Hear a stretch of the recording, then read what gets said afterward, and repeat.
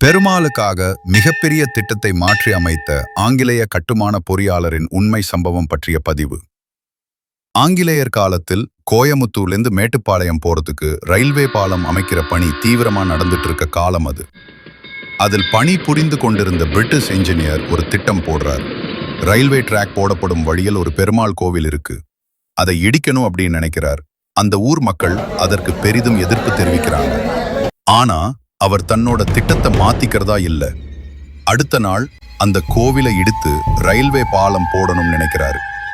அன்று இரவு அவர் தூங்கிக் கொண்டிருக்கும் போது அவரின் கனவில் வெள்ள குதிரையில் பெருமாள் வந்து சவுக்கடி 2 அடிக்கிறார்.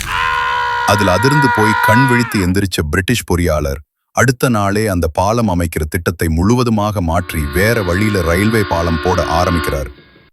அது மட்டும் இல்லாம அந்த கோவிலுக்கு வெள்ள குதிரையை ஒரு மரத்தால் செய்து காணிக்கையா கொடுக்கிறார். இன்றும் அந்த குதிரை உள்ளது. அந்த பெருமாள் வேறு யாரும் இல்லை, கோயமுத்தூருக்கு அருகே இருக்கிற காரமடை ரங்கநாதர் தான். இன்றும் அங்கு வெள்ளக்குதிரையில் தான் உற்சவ மூர்த்தி வலம் வருகிறார்.